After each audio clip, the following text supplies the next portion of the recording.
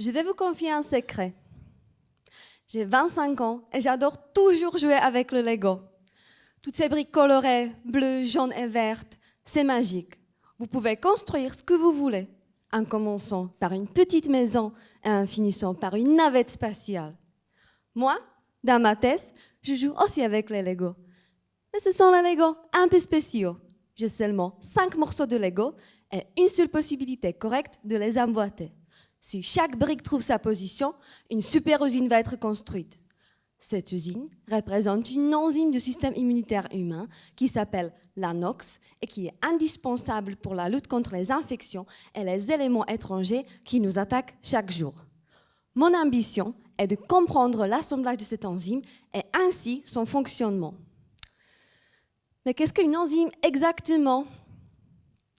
On peut imaginer une enzyme comme l'usine biologique qui accélère les réactions dans le corps humain et permet de fabriquer certains produits.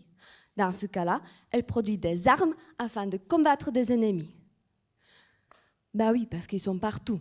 Des virus et des bactéries nous agressent chaque jour, dans le RER, dans les magasins, à l'école. Et il faut se défendre. Dès que les pathogènes sont détectés dans notre corps, une alarme est déclenchée dans chaque cellule du système immunitaire. C'est le signal pour construire l'usine de Lego. Les briques se mobilisent, elles se rapprochent les unes des autres. Clac, clac. Tout est bien emboîté, ça y est, l'usine est prête. Elle commence à fabriquer les pistolets, les grenades, et la bataille bat son plein. Finalement, il ne reste que les petits cadavres des bactéries. Oui, mais que se passe-t-il si l'usine est en panne ? Cette situation est définie comme un déficit immunitaire menant à une maladie grave. Les patients ont des infections sévères, ils sont traités par les antibiotiques à une prise continue durant toute leur vie. Et c'est pour cette raison, moi, je me focalise sur le processus d'activation de cette enzyme. Comme les briques de Lego, chaque sous-unité de mon enzyme est étiquetée par une couleur particulière. Pour cela, j'utilise les protéines fluorescentes qui brillent dans le noir.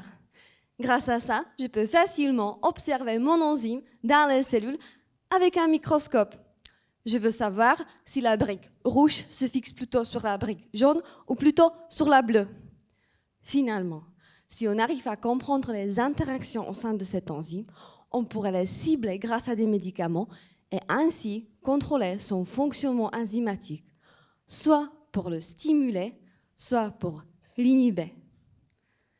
Alors de vous à moi, je ne suis pas prête à abandonner le Lego.